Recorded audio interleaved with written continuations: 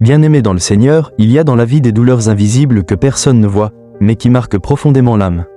Ce sont des blessures qui remontent souvent à l'enfance. Une parole dure qui a détruit la confiance, une absence qui a laissé un vide, un geste violent, une injustice, ou un manque d'amour qui a marqué le cœur. Ces blessures, parfois enfouies et silencieuses, accompagnent l'homme ou la femme jusque dans sa vie adulte. Elles influencent sa façon d'aimer, sa manière de prier, ses relations, et même sa perception de Dieu. Tu peux sourire extérieurement, avoir un travail, une famille, être actif dans l'église, mais à l'intérieur de toi, il y a encore une douleur non guérie, un cri silencieux que personne ne comprend. Mais la bonne nouvelle que je viens t'annoncer aujourd'hui, c'est que Jésus-Christ n'est pas seulement venu pardonner les péchés. Il est venu aussi pour guérir les cœurs brisés. La Bible déclare dans Luc 4h18, « L'Esprit du Seigneur est sur moi, parce qu'il m'a oint pour annoncer une bonne nouvelle aux pauvres. Il m'a envoyé pour guérir ceux qui ont le cœur brisé. » Voilà le cœur de la mission de Jésus. Guérir ce que les hommes n'ont pas pu guérir, restaurer ce que l'enfance a détruit, panser les plaies invisibles qui t'empêchent d'avancer. Beaucoup de blessures trouvent leur origine dans le rejet. Être rejeté, c'est avoir l'impression de n'avoir aucune valeur, de ne pas être assez pour être aimé. Peut-être que dans ton enfance, tu as entendu des paroles comme « Tu n'étais pas désiré, tu n'arriveras jamais à rien, tu es un poids ». Ces mots se sont gravés dans ton esprit comme des flèches empoisonnées. Depuis, tu vis avec la peur de ne jamais être accepté, tu cherches sans cesse à plaire, à prouver ta valeur, ou au contraire tu t'isoles et tu caches ton cœur pour ne plus souffrir. Mais laisse-moi te dire ceci, le rejet n'a pas le dernier mot sur ta vie. Jésus lui-même a connu le rejet. La Bible dit dans Ésaïe 53/3, « Méprisé et abandonné des hommes, homme de douleur et habitué à la souffrance. » Pourtant, ce rejet n'a pas empêché le plan de Dieu de s'accomplir. Les hommes peuvent te tourner le dos, mais Dieu t'a choisi avant la fondation du monde. En lui, tu es accepté, aimé et adopté dans sa famille. Il y a aussi les paroles destructrices qui marquent l'enfance. La Bible dit dans Proverbe 18h21, « La mort et la vie sont au pouvoir de la langue. » Quand un enfant entend constamment des mots négatifs, il finit par les croire. Mais sache que les paroles des hommes ne peuvent jamais annuler la parole de Dieu.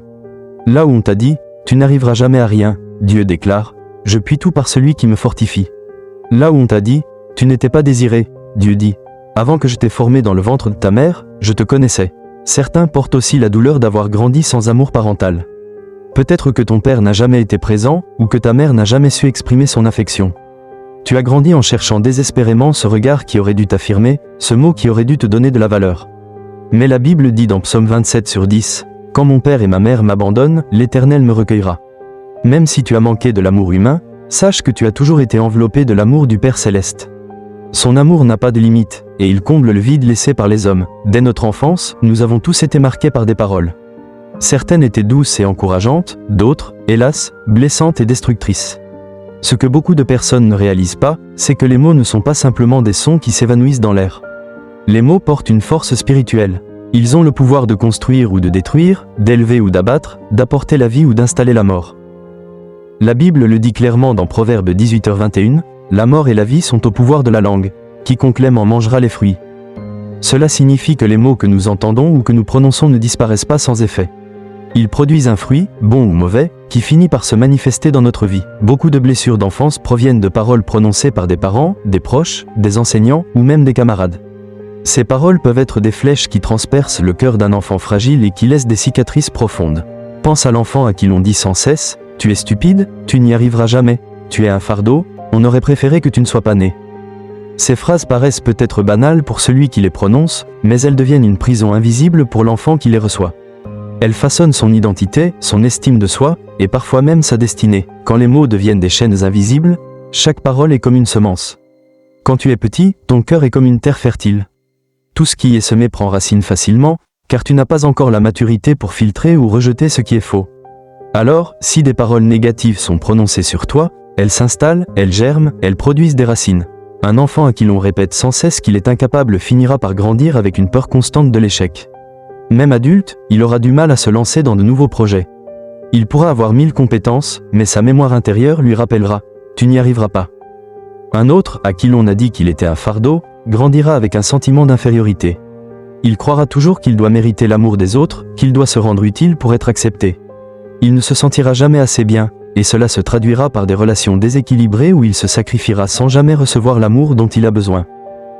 Ainsi, des phrases entendues il y a 20, 30 ou 40 ans peuvent continuer à gouverner la vie d'un adulte aujourd'hui. La parole de Dieu nous montre de nombreux cas où les paroles ont façonné la destinée d'hommes et de femmes. Lorsque Jacob, à la fin de sa vie, bénit ses fils, Ces paroles ont déterminé leur avenir et même celui de leurs descendants, Genèse 49. Ces bénédictions étaient prophétiques. Elles n'étaient pas de simples phrases, elles contenaient une puissance créatrice. De même, quand Isaac a béni Jacob, cette bénédiction ne pouvait pas être retirée, même après la ruse de Jacob. Pourquoi ? Parce que les mots prononcés avaient un poids spirituel irréversible. Mais attention, si les paroles de bénédiction sont puissantes, celles de malédiction le sont aussi. C'est pourquoi certains enfants, victimes de malédictions verbales, portent encore des chaînes spirituelles liées aux mots de leurs parents. Jésus, la parole qui libère, heureusement, il existe une espérance. Jésus est venu pour détruire les œuvres du diable, 1 Jean 3/8. Il est venu pour briser les chaînes, pour guérir les cœurs brisés et pour délivrer les captifs. Dans Luc 4h18, Jésus dit « L'Esprit du Seigneur est sur moi, parce qu'il m'a oint pour annoncer une bonne nouvelle aux pauvres. Il m'a envoyé pour guérir ceux qui ont le cœur brisé, pour proclamer aux captifs la délivrance. » Si des paroles de mort t'ont marqué dans ton enfance, sache que Jésus est capable de les annuler. Sa parole est plus forte que les paroles humaines. Son sang est plus puissant que toute malédiction. Là où les hommes ont déclaré des paroles de rejet, Jésus proclame ton adoption. Là où on t'a dit que tu étais incapable, Jésus déclare « Tu peux tout par moi qui te fortifie » Philippiens 4h13. Là où on t'a dit que tu étais inutile, Jésus dit « Tu es une créature merveilleuse » Psaume 139/14. Prière de délivrance des paroles destructrices. Seigneur Tout-Puissant, aujourd'hui je me tiens devant toi avec toutes les paroles qui ont marqué ma vie. Tu connais ces phrases qui m'ont blessé, ces mots qui m'ont enfermé, ces jugements qui m'ont limité. Je viens à toi pour recevoir ta guérison et ta délivrance. Au nom de Jésus-Christ, j'annule la puissance de toute parole de mort prononcée sur moi. Je brise tout mensonge qui s'est ancré dans mon esprit depuis mon enfance. Je proclame que ma véritable identité est en Christ. Je suis enfant de Dieu, aimé, choisi et béni. Je refuse de croire encore les mensonges de l'ennemi. Je déclare que je marche dans la vérité de la parole de Dieu. Merci Seigneur, parce que tu me libères et tu remplis mon cœur de paix. Au nom puissant de Jésus-Christ. Amen. Méditation pratique pour renouveler son esprit. La guérison des blessures causées par les paroles destructrices ne se fait pas seulement par une prière ponctuelle. Il faut un renouvellement constant de ton esprit par la parole de Dieu. Romains 12/2 dit « Soyez transformés par le renouvellement de l'intelligence, afin que vous discerniez quelle est la volonté de Dieu. » Chaque jour, prends des versets qui déclarent ton identité en Christ et proclame-les à haute voix. C'est une manière de remplacer les paroles négatives par la vérité divine. Voici quelques exemples. Je suis une créature merveilleuse, Psaume 139/14. Je suis choisi par Dieu avant la fondation du monde, Éphésiens 1/4. Je puis tout par Christ qui me fortifie, Philippiens 4h13. Je suis plus que vainqueur par Jésus-Christ, Romains 8h37. Répète ces paroles quotidiennement, même si ton cœur a du mal à les croire. Avec le temps, elles deviendront une vérité ancrée en toi. Bien-aimé, les paroles destructrices de ton passé ne doivent pas définir ton avenir. Tu as le choix, aujourd'hui, de rejeter le mensonge et de croire la vérité. Dieu t'invite à déposer tes blessures à ses pieds et à recevoir une identité nouvelle. Peut-être que les voix de ton passé crient encore dans ton esprit, mais la voix de Jésus est plus forte. Écoute-le quand il dit « Je t'ai aimé d'un amour éternel » Jérémie 31/3. Écoute-le quand il affirme « Tu es mon enfant bien-aimé ».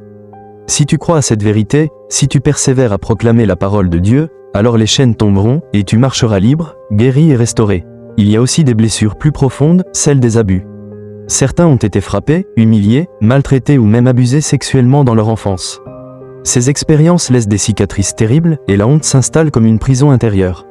Mais laisse-moi te dire ceci, ce que tu as subi ne définit pas qui tu es. La honte ne vient pas de Dieu. Jésus a porté ta honte à la croix. Quand il est mort nu, exposé et humilié, c'était pour prendre sur lui la honte de l'humanité afin que tu sois libre et restauré. Ces blessures produisent parfois une colère enfouie. Tu avances dans la vie, mais tu sens qu'il y a en toi une rage, une frustration, une amertume. Cette colère peut détruire tes relations, te faire perdre la paix et même t'éloigner de Dieu. Mais le Seigneur t'appelle à déposer cette colère à ses pieds. La clé, c'est le pardon. Pardonner ne signifie pas excuser, mais libérer ton cœur du poids que l'autre a laissé. Pardonner, c'est choisir de ne plus être esclave de ta douleur.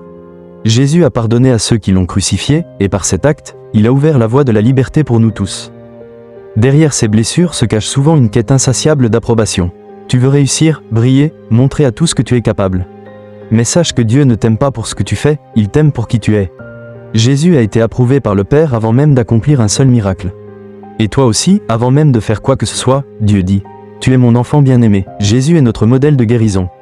Lui qui a été trahi, rejeté, humilié, a toujours choisi l'amour.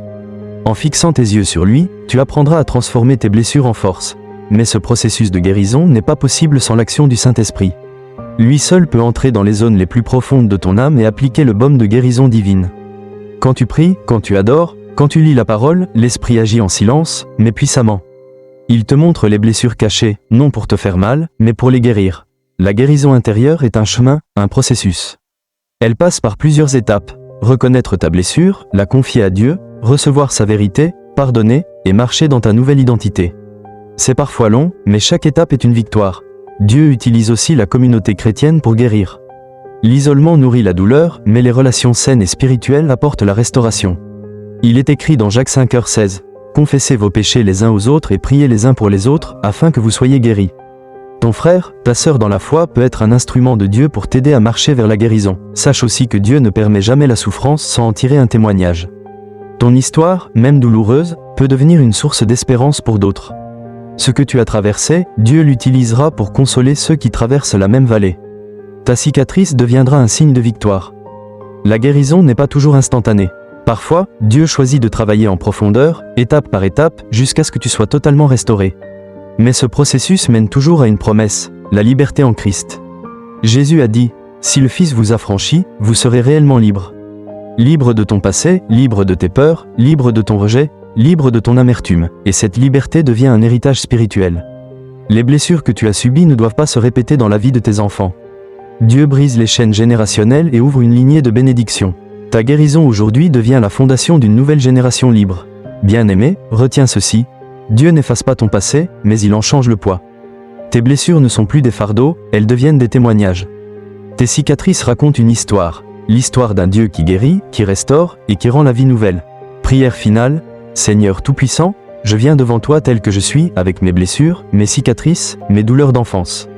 Tu sais ce que j'ai vécu, tu connais les injustices que j'ai subies, les paroles qui m'ont brisé, les absences qui m'ont marqué. Aujourd'hui, je dépose tout à tes pieds. Seigneur Jésus, entre dans les profondeurs de mon âme et guéris-moi. Arrache les racines du rejet, de la honte, de la peur, et plante en moi de nouvelles racines d'amour, de joie et de paix. Saint-Esprit, sois le baume qui restaure mon cœur. Je choisis de pardonner à ceux qui m'ont blessé, non pas par mes forces, mais par ta grâce. Je proclame que je ne suis plus défini par mon passé, mais par ton amour. Seigneur, fais de moi un témoin vivant de ta puissance. Que ma guérison devienne un héritage pour mes enfants et pour les générations à venir. Merci de m'avoir restauré, merci de m'avoir relevé. Au nom de Jésus-Christ, Amen.